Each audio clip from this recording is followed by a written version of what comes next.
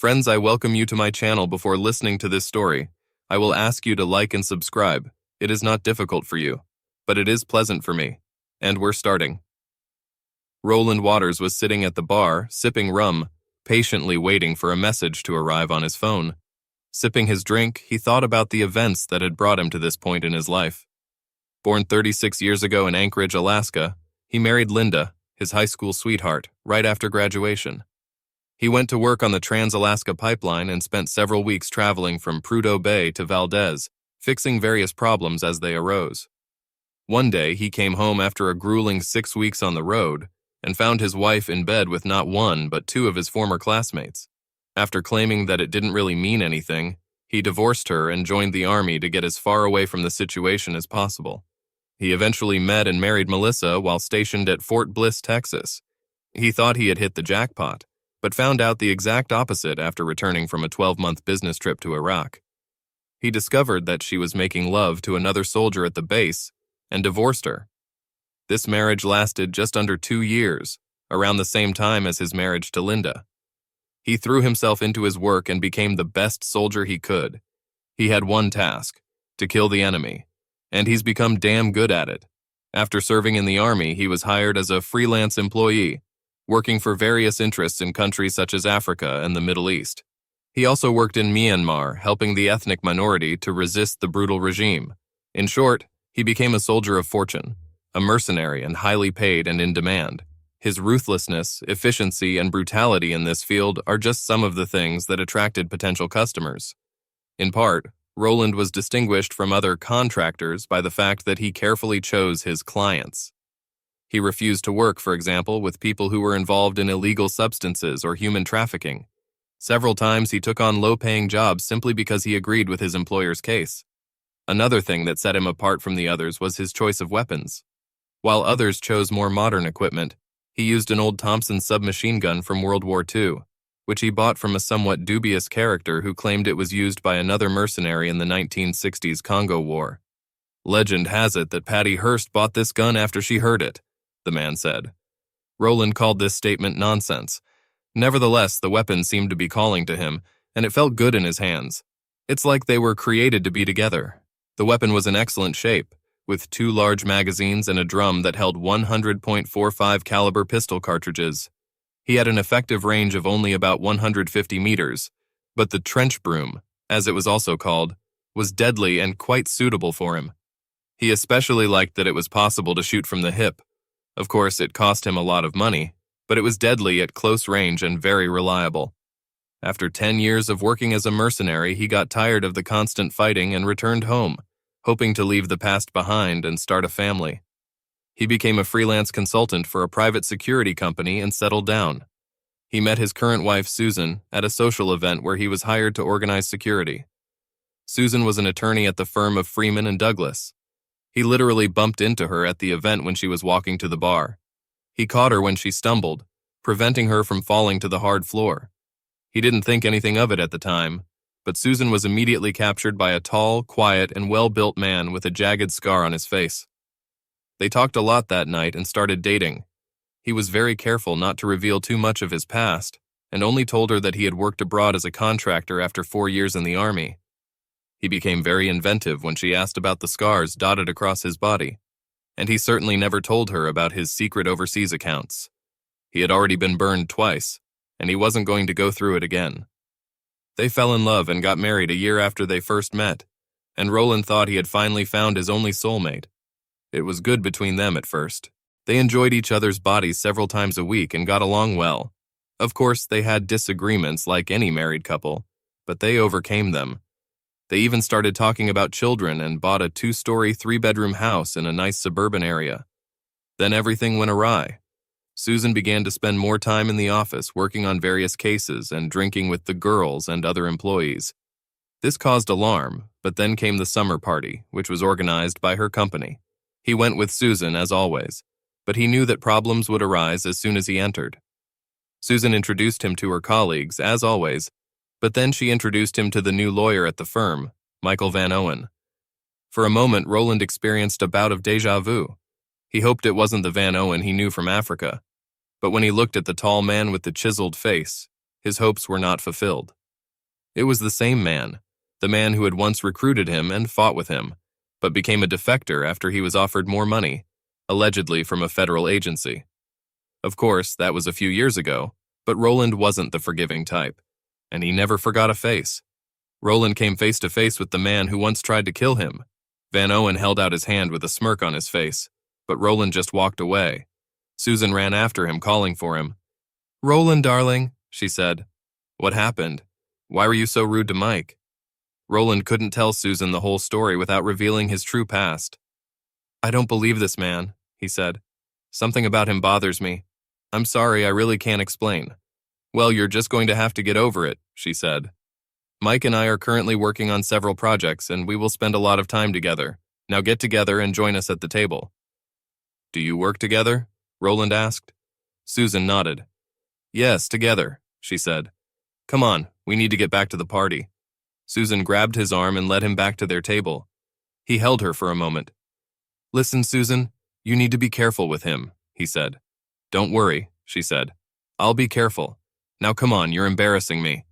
He let her lead him back to the table where they sat down. Van Owen sat down opposite them, looking at Roland intently. Perhaps Roland thought he was afraid of being discovered. Susan went to another table to talk to some of her colleagues. Van Owen leaned across the table and looked Roland in the eye. "I hope you understand that what happened in Africa was not personal," he said. "It was just a business. But now that I know Susan is your wife, it's become personal. Know that I intend to do everything in my power to take her away from you." "I should have hunted you down like a dog and killed you back in Africa," Roland said. "And I am officially warning you, if you molest my wife, I will kill you." Van Owen laughed.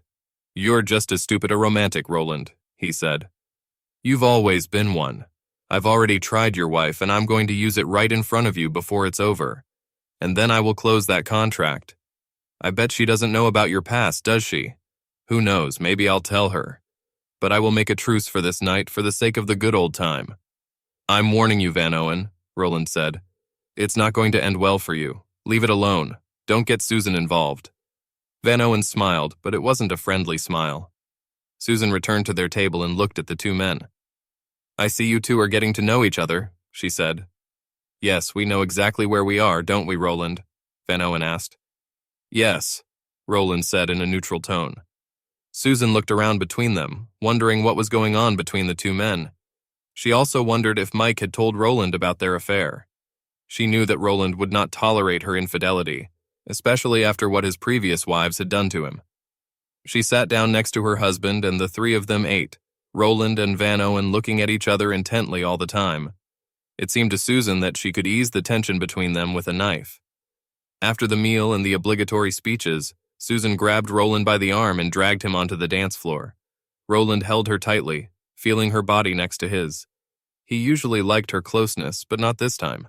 As they danced, he kept a close eye on Van Owen, who was also watching them. "What's going on, Roland?" she asked him softly. "You're as tense as a coiled snake. Talk to me." "How well do you know Van Owen?" he asked. "We worked on some projects together, but why do you ask?" "What is it?" she asked. "You haven't answered my question," he said. "How well do you know him?" "What do you mean?" "What is it?" she asked. "You know what I mean," he said. "Did you sleep with him?" She looked at him in shock. "Of course not," she said. "How could you ask that?" "Let me rephrase the question," he said. "Did you make love to him?" Her body shuddered slightly after he asked, giving him his answer. "I see," he said. "How long has this been going on?" "Roland, it doesn't mean anything," she said. "It means everything to me, Susan," he said. "You know what I've been through, and you know how I feel about infidelity. I will not tolerate this. Tell me, dear wife, what do you know about your lover?" "A little," she said. Roland noticed that she did not deny the affair. "He came to work for us about 6 months ago. He allegedly worked under contract with a federal agency. So what?" "He's dangerous," Roland said. "And if you want to have some kind of future with me, it's better to end it as soon as possible." She looked at him, wondering what he was thinking. Is that a threat? "What is it?" she asked. "I'm not threatening," he said. "This is a warning, and you better take it into consideration. Otherwise, it will end badly. What do you mean? What is it? She asked. Just trust me, he said. It's not going to end well. For you, for him, and for us. You're scaring me, Roland, she said. You'd better be scared, he said. What aren't you telling me, Roland? What's happening? What is it? She asked. I can't tell you, Roland said. You'll just have to trust me. How long has this been going on between the two of you? Not for long, she said, and a tear rolled down her face. Maybe a couple of months. A couple of months, Roland said. I see. Do you love him? No, she said. I only love you. You have a funny way of showing it, he said. I'm sorry, she said. I never meant to hurt you. It was one of those things. I felt attracted to him and it just happened. Bullshit, Roland said calmly, making her flinch. You could have said no, but you didn't. Please believe me, she said. I really love you, and I don't want to lose you.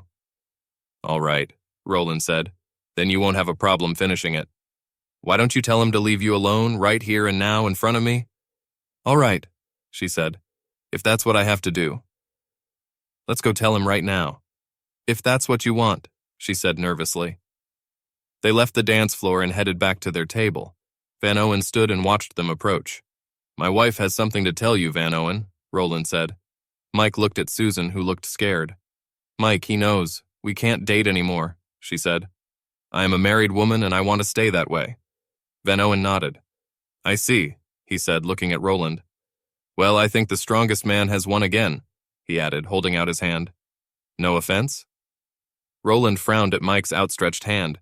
Refusing to shake Mike's hand, he led Susan away and led her to the exit. Are we leaving already?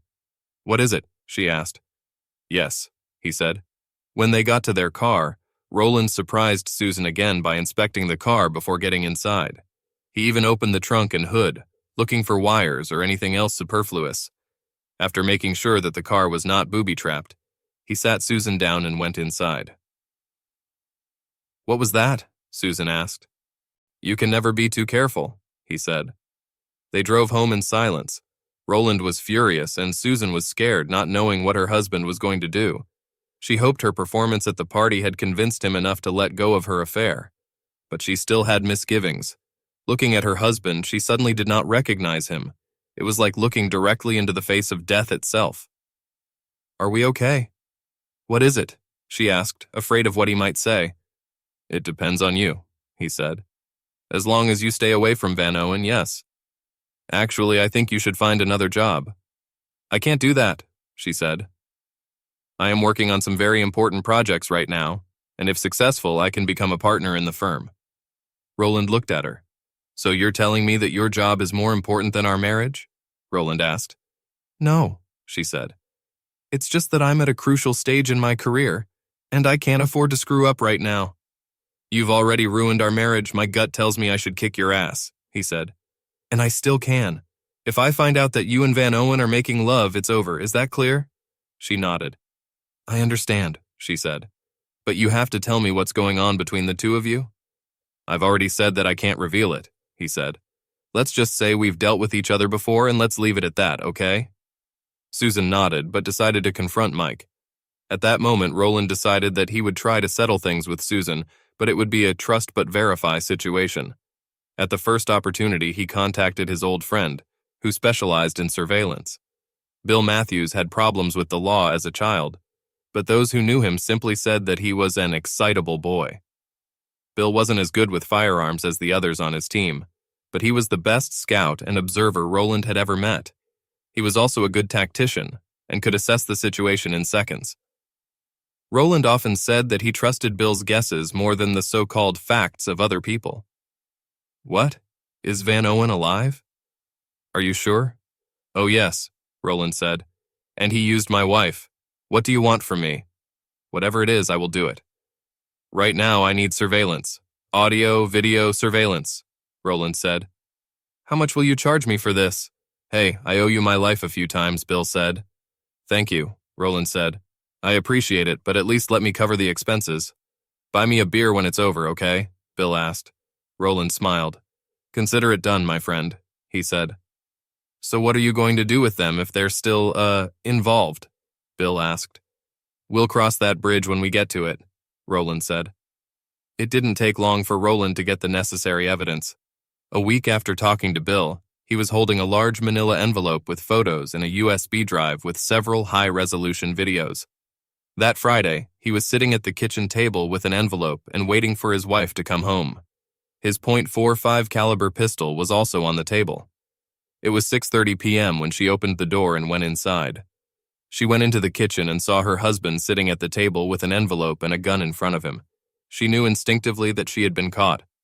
Sit down, wife, Roland said in a neutral tone. She remained standing. I said sit down, he thundered. She obediently pulled out a chair and sat down.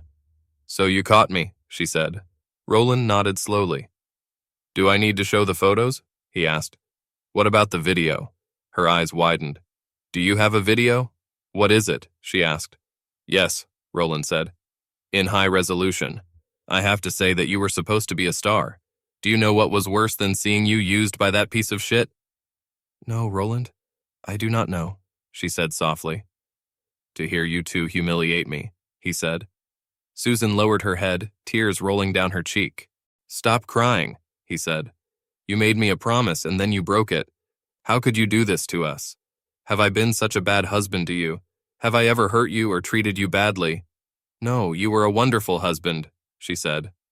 Then why did you do it? He asked. No, she said. I think I just fell in love with him. I think you're going to ask for a divorce now. Do you think so? He asked rhetorically. She looked at him defiantly. Know this, she said. That would be the biggest mistake you could make. Now I know everything about you. What did they call you? Oh yes. Roland, Thompson's heartless shooter. How many have you killed in your mercenary career? You know what will come out of the divorce. After all, I also know that you are wanted in several countries. Roland chuckled. If this stupid fool knew that, he thought, she would also know how prone he was to destroy his enemies. She had no idea what she was messing with. Firstly, this old name was from some song of the 70s. It was headless, not heartless. As you can see, my head is still very much attached to my body, and I come from Alaska, not Norway, he said. Secondly, I didn't do anything illegal, at least in the USA, and the governments of these other countries have changed since I was last there, and we don't have extradition treaties with them. Well, the IRS may be very interested in your offshore accounts, she said. You know, the ones where all your money is hidden. I'm talking about money that you haven't paid any taxes on. Roland smiled again. If you had taken the time to look, you would have known that these old accounts were created by your lover a long time ago, he said. And right now they're empty. For many years now. Her face paled as he continued. That's right. Your lover is the one who first recruited me into the business. Oh, he didn't tell you that, did he? I bet he also didn't say that he was here with me, knee-deep in blood for years. And I bet he never told you about the contract he was given to kill me. What? What is it? She asked. It can't be true. Oh, but it is, dear wife, Roland said. He came very close to killing me, too. I stopped him and almost killed him, but he ran away. I never saw or heard from him again before the party. Imagine my surprise to see him there. I don't believe you, she said. Didn't you see the scar on his inner thigh? I saw you looking right at him, Roland said. Susan's face had somehow turned an even paler shade of white. I left him this scar when I shot him. I aimed at his balls, but he jerked. It was just a flesh wound, but I bet it must have hurt. Did he tell you that he was going to kill me too? Susan shook her head. No, she said. It can't be true. Oh, but it's true, dear wife, Roland said. And I know what he told you because I have it all on video. I also have your answer. Would you like to see him? She shook her head. So what are you going to do? Are you still planning to go on your little cruise with him? You know what cruise I'm talking about, which the two of you planned to take this weekend, telling me that you have a meeting with clients out of town. So you know about it? What is it? She asked. Actually, yes, Roland said. I've known this for a while. I even took the liberty of packing your suitcase. How do you know? What is it? She asked. It doesn't matter. What matters is what I know, he said. He didn't tell her that Bill would be on the cruise to keep him informed of their actions. Mike is coming here to pick me up tonight, she said. Roland shook his head. I don't think so, he said. In fact, if that bastard shows up here, I'll kill you both on the spot and make it look like self-defense. You'd better call him right now and take other measures." "You wouldn't dare," she hissed. Roland raised the gun. "Do you really want to test me?" he asked. Susan recoiled in shock. "I don't think so. Call your lover right now." He cocked his gun to finish the job. Susan pulled out her phone and dialed a number. "Put it on speaker," Roland commanded. She obeyed, and soon they both heard Mike picking up the phone. "Hi, baby," he said. "Are you ready for me to come get you?" No, honey," she said. "I'll come to you, and we'll go from there." "Come on," he said. "We planned it this way." "No, dear," Roland growled. "She's coming to you, and I never want to see any of you again. If you set foot in my house, God help me, I'll blow your fucking brains out." "He'll do it," Susan said nervously. "Yes, I will," Roland said. Okay, Mike said. "Calm down. I'll stay here. Promise me you won't hurt her."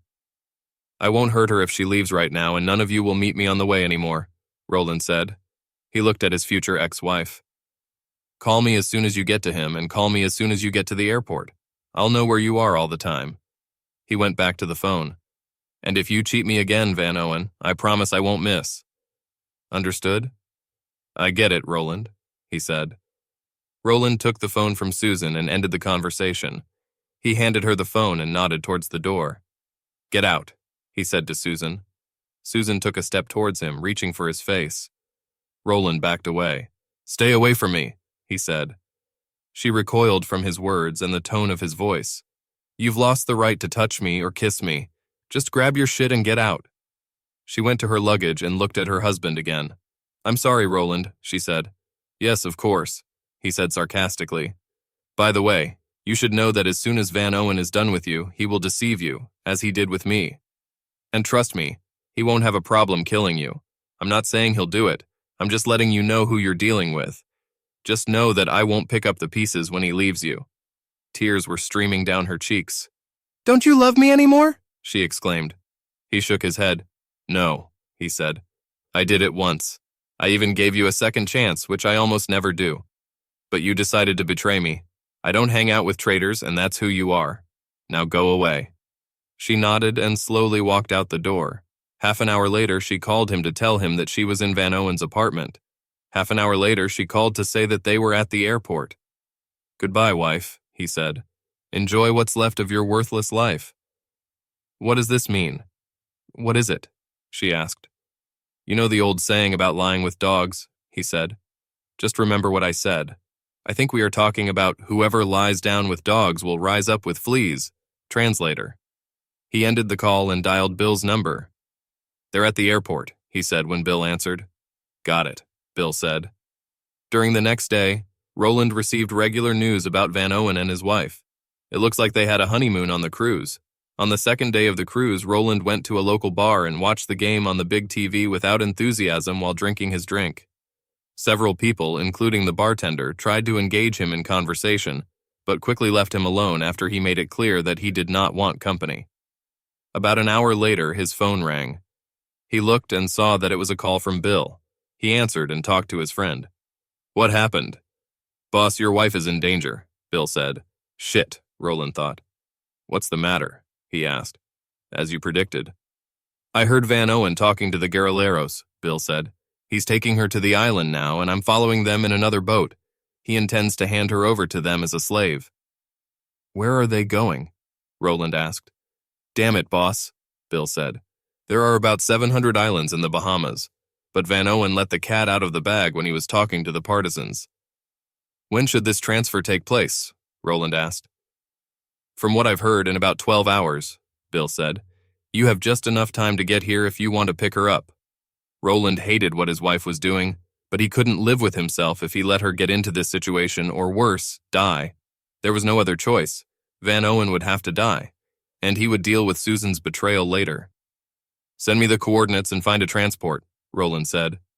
"It's already been done, boss," Bill said. Roland smiled. That was one of the things he appreciated about Bill. Not only was he loyal, but he also knew how to plan ahead. "Thanks, Bill," Roland said. "See you later." "I'll be here," Bill said, ending the conversation. Roland put the phone away, paid the bill, and went home. Once there, he went to the attic where he kept his gear. He unlocked a large chest and opened it. There he was, his Thompson, oiled, waiting for his touch. He picked it up and examined it. Everything was still clean, oiled, and in good condition. He took a loaded drum and a large magazine, deciding that 130 rounds should help. If not, he was sure that if it came to that, there would be other weapons. He grabbed the rest of his gear and dressed for work. When he was done, he headed for the small runway where he knew a small Lear jet was waiting for him.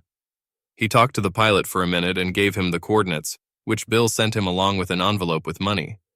A few minutes later, the plane took off. Roland studied the map Bill had sent him and made a map of the area. Although it is mostly an uninhabited island, it had an airstrip that was mainly used by smugglers and guerrillas. He studied the map carefully and had a good idea of what he would do. He went to the bathroom, finished applying camouflage paint, and put on combat gear. Before leaving, he looked at himself in the mirror and mentally prepared for the bloody work ahead. He double-checked himself and his equipment and left the toilet. Sometime later, he looked into the darkness and was able to make out the island below him. Looking closer, he saw what looked like a bonfire. The plane began to approach and landed on a dirt strip. After the plane stopped, he opened the door. The pilot entered the cockpit and looked at his passenger. Roland looked at him again. "Wait for my signal," he said to the pilot, who nodded back at him. Roland got off the plane and found Bill running up to him. "This way," Bill said, returning to where he had come from. "We won't miss it. Van Owen has a good fire." "I saw it," Roland said quietly. "Stupid. I've seen it from 20 miles away." They made their way unnoticed through the vegetation, mainly to prevent the cartridges in the drum from rattling too much, and after 10 minutes they found themselves on the edge of the camp. Roland and Bill knelt down and looked around the camp. Susan was tied naked to the ground with her arms and legs spread wide. Besides Van Owen, Roland noticed 3 guerrillas. Susan was crying and begging to be let go. "Please, Mike," she shouted. "Don't do this. Don't I mean anything to you?" He laughed. "Yeah," he said. "You mean about $250,000 to me right now," he added, holding up a stack of rolled-up banknotes.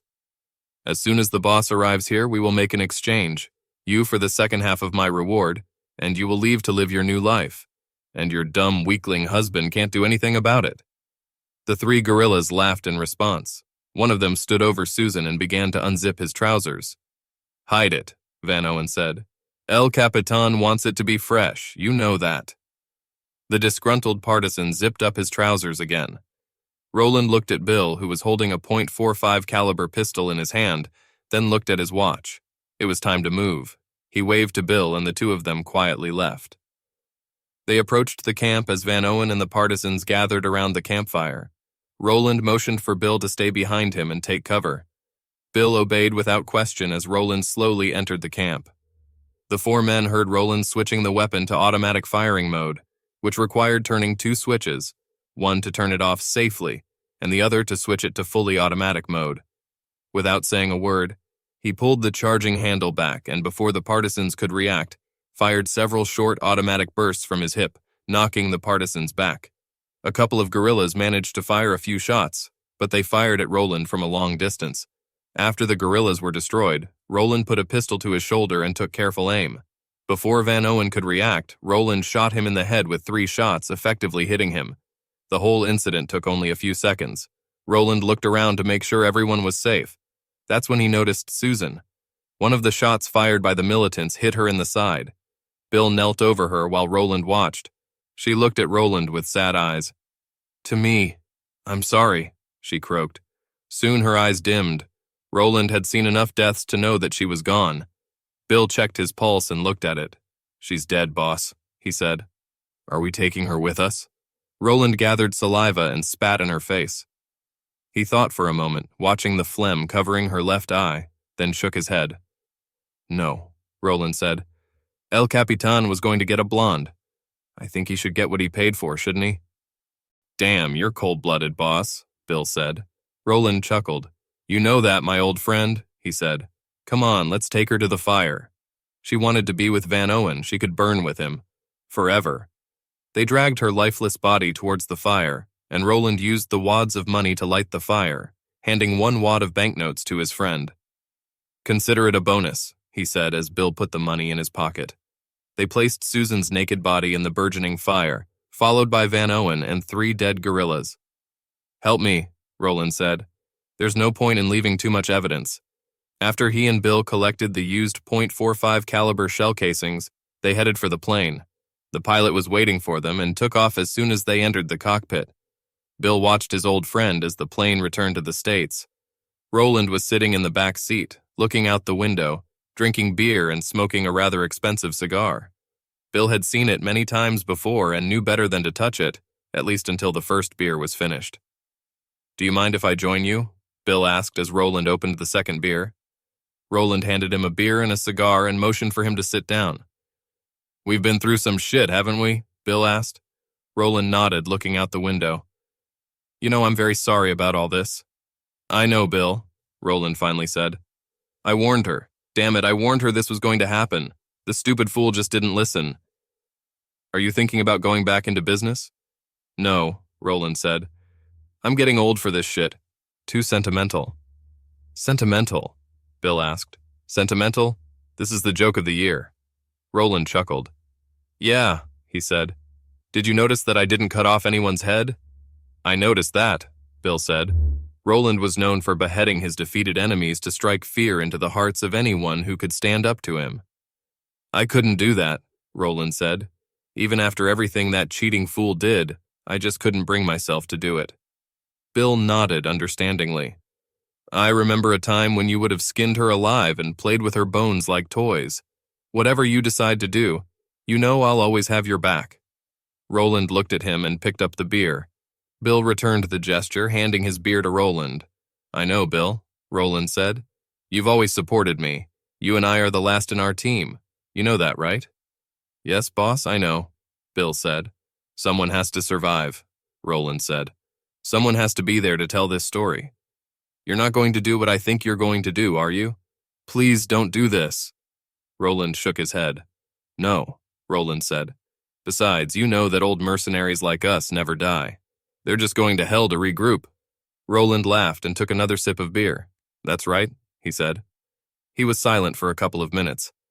"You know, we're going to have to play well in the next few weeks." "Yes," Bill said. "Some people will want to know what the hell happened. But we don't know anything, do we?" Roland asked. "I'll make sure the pilot gets it too." Roland nodded. It's amazing how much silence money can buy, along with the threat of a bullet hitting the back of the head. After the plane landed, Roland gave the pilot another envelope with money, and Bill stayed behind to silence the pilot forever. Roland went home, cleaned up, and hid his equipment, hoping that he would never have to use it again. Exhausted, he finally fell asleep in the bed he once shared with Susan. Roland continued to go about his business as usual, keeping as much distance from Susan as possible. When the ship reported that she was not on board, he filed a missing person report and arranged a good meeting with the officers, who eventually questioned him. They accepted his story and left, wishing him luck. The firm where they worked with Van Owen also asked him about their absence. He talked to them and at the same time spun the story about Susan. Of course they knew about her affair with Van Owen, right? He waited patiently, and a year after Susan went on a cruise, he filed for divorce due to rejection. 60 days later, the divorce was final, and Roland became free. However, still feeling bitter about her actions, Roland refused to consider a new exclusive relationship with a woman. Everything was going fine for Roland until a week before Christmas, when he heard a knock on the door. He looked through the peephole and saw 2 men in dark suits and glasses. "The feds," he thought. He opened the door and one of them pulled out a set of documents. "Roland Waters," the man asked. "So what?" Roland asked in response. "Special Agent Smith," he said. "This is Agent Jones, the FBI. Can we come in for a little talk?" "Of course," Roland said, letting the 2 men in. When they entered, they looked around. "Please have a seat," Roland added. "Can I get you something to drink?" "Thanks, but that's not necessary," Smith said, sitting down in Roland's favorite chair. "What can I do for you, gentlemen?" Roland asked. "Have you ever been to the Bahamas?" Smith asked. Roland shook his head. "No," he said. "What about it? What about your wife?" he asked. "Ex-wife," Roland said. "She left me more than a year ago with her lover, and I have no idea where they went." "Was that Michael Van Owen?" Smith asked. "Yes," Roland said. We received a message from the Bahamian authorities who found their remains on one of their islands, Smith said. They were identified as your ex-wife and Mr. Van Owen. Oh, how? Roland asked. Yes, Smith said. You wouldn't know anything about that, would you, Mr. Waters? Roland shook his head. No, he said. Nothing. Just closing some cases, that's all, Smith said. Van Owen has been on our radar for a while. Then he suddenly disappeared. It seems he was involved in human trafficking, pretending to be a decent citizen. From what we could tell, it looks like he might have, disagreed with one of his business partners. Disagreement? Roland asked. What kind of disagreement? And what does Susan have to do with it? Please, Mr. Waters, Smith said. Don't insult our intelligence. We know everything about you. You know, you're a legend in certain parts of the world with your Thompson. Personally, I can't imagine that anyone would want to carry a noisy old relic with them, but I think everyone has their own. You don't think I had anything to do with what happened to Susan, do you? Roland asked. No, Smith said. Your ex-wife was shot with a rifle, not a .45 caliber. 4 more bodies were found, including Van Owen, and all of them appeared to have been shot with a .45 caliber. However, this is a pretty ordinary cartridge, and we're pretty sure it wasn't you. And why is that? Roland asked. None of the victims were beheaded, Smith said. I see, Roland said. We just wanted to make sure you didn't decide to go back into business, Smith said. No, I'm not going back to this case, Roland said. I'm getting too old to wander through some kind of jungle. Smith nodded. All right, he said, because I wouldn't like it if I had to arrest you. Yeah, me too, Roland said. Smith and Jones stood up and shook Roland's hand. That's all we have at the moment, Smith said. If you hear anything, call me, he added, giving Roland a card. I'll do that, Roland said. Smith nodded. Merry Christmas, Mr. Waters, he said as they left. He wanted to call Bill, but his friend beat him to it. Hi, boss, he said. I wanted to warn you. I know, Roland said. They just left here. They talked to me, too, Bill said. They said they were just finishing the job. The same for me, Roland said. Hey, why don't we go get a beer? Bill agreed, and the 2 men met that night at a local bar. Their beer was put on the table as a song started playing on the jukebox. Roland was a warrior from the land of the midnight sun, with a Thompson submachine gun at the ready. Merry Christmas, Roland said to the song he hated so much. Merry Christmas, boss, Bill said, raising his beer. Roland looked around the bar, wondering if he could see who had turned on the song. 2 men in dark suits were sitting in the corner. One of them smiled wryly and raised a beer in his direction. Agent Smith. The bastard. Roland smiled back, holding up his middle finger with one hand and holding up his beer with the other. Smith laughed and drank his beer. When Smith and Jones finished their beer, they walked over to Roland's table. Well, well, Smith said. The last 2 survivors of Strike Force Charlie are drinking beer together. That's what you used to call yourself, isn't it? He asked. It's just 2 old friends drinking beer, Roland said. Is there anything illegal in this? It's Christmas, after all. Of course not, Smith said. He pulled up a chair and sat down next to Roland. He pointed to a very attractive waitress in a short skirt. You know, she's been eyeing you ever since you 2 came in here. Yes? Roland asked. That's probably the reason, he added, pointing to the scar on his face. No, I don't think so, Smith said. What do you think? What is it? He asked, looking at Jones. Jones shook his head. No, definitely not, Jones said. Smith looked at Roland again. No, she likes you, he said. I'm a federal agent.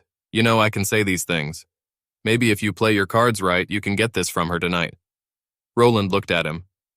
It's all right. We checked her out. Her name is Maria. She's not married, and she doesn't work for the Russians. Jones chuckled. Roland took the hint. You're just a fucking comedian, aren't you? Maybe she works for you, Roland said. Smith shook his head. No, he said. It's too easy. Trust me, she wants you. Better yet, you won't need to ask for lawyers, guns, or money if you contact her. He grinned, stood up, and patted Roland on the shoulder. Keep it up, Roland, and have a happy fucking Christmas. Roland laughed. Merry Christmas to you too, he said. You too, Jones. Thanks, Jones said, and they left the bar. Roland and Bill watched as the 2 agents left the bar. That's cool, Bill said. Roland shrugged his shoulders. It's just two friends drinking beer, he said. His gaze fell on a pretty young waitress. As he watched, she looked at him several times with a smile on her face. However, to answer the question, I must introduce myself to Maria. Bill laughed as he finished his beer. A dog, he said, getting up. I'm going home while I still can. Have a nice evening. We'll talk later. Bill left the bar, and Roland looked at Maria again. Merry Christmas to me, he said to no one in particular, motioning her to his table. Yes, he decided, it would be a Merry Christmas with her in his bed.